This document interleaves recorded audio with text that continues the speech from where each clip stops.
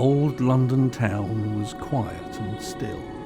A blizzard blew on Highgate Hill. That winter in 1626, the village pond froze hard as bricks. Icicles dripped and snow did flutter as Sir Francis Bacon sat down to supper. A festive log was full ablaze, but the poultry had seen better days. In the butcher's window for a week, the chicken had become antique. A dismal offering on the plate, food well past its sell-by date. The meat was tough and far from tasty.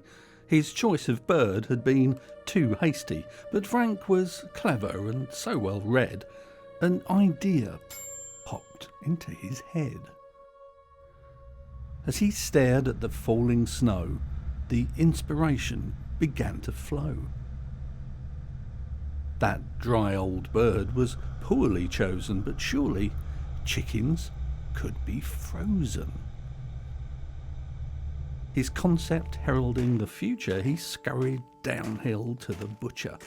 If he was right, he'd soon be shipping the world's first ever frozen chicken. A strange experiment loomed ahead. Frank roused the butcher from his bed.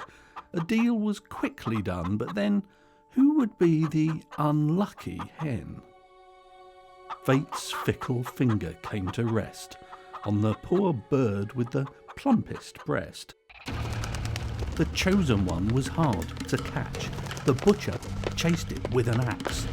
Around in circles they did run, the chicken's speed second to none. They dashed till they were fit to drop, but finally came the killer chop. A bloody sack beneath his cape, Frank's grisly plan was taking shape. A slippery Highgate Hill ascent, collecting snowballs as he went. And now the story becomes eerie. To demonstrate his brilliant theory, he packed the pullet full of snow in places you don't want to know.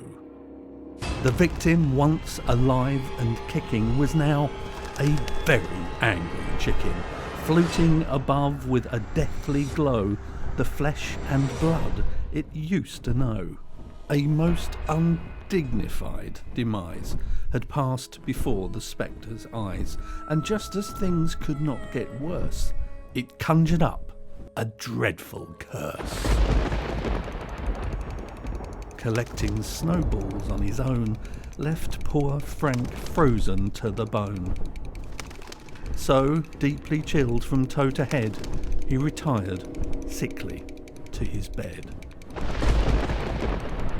Sir Francis lethally infected, his idea legally unprotected, he headed for the pearly gates, as swift as if on roller skates. The hen had surely had revenge, but she missed her feathery friends and chose to take this lonely pill by forever haunting Highgate Hill. So to Highgate, present day. The chicken's ghost's not gone away. It haunts a place still called Pond Square, although the pond's no longer there. It runs in circles round and round and makes a quite ear-splitting sound, which leaves folks terrified and mad. That's all except one little lad. Young Tom loves this chicken run. He has a wicked sense of fun. He's great chums with the glowing phantom and goes out haunting with the bantam. The pair spend many happy days frightening Highgate's post-pub strays. Their curious friendship quickly thickens a solid bond of boy and chicken. But now true friendship has appeared, the bird has suddenly disappeared. Perhaps she now feels free to fly to that great hen house in the sky. Scaring grown-ups is huge fun. Tom misses his dead, feathered chum. But what is this? The chicken's rear has left a ghostly souvenir. We may all speculate and fathom if it is made from ectoplasm, but where the spook has sat and rested, it seems an egg has manifested. Finally comes a big surprise. A ghostly chick's materialised, the offspring, we can now reveal, of the world's first ever frozen meal. Might ghostly hens lay eggs as well? In this strange fable, who can tell? A most elaborate plot device, a present from a poultrygeist.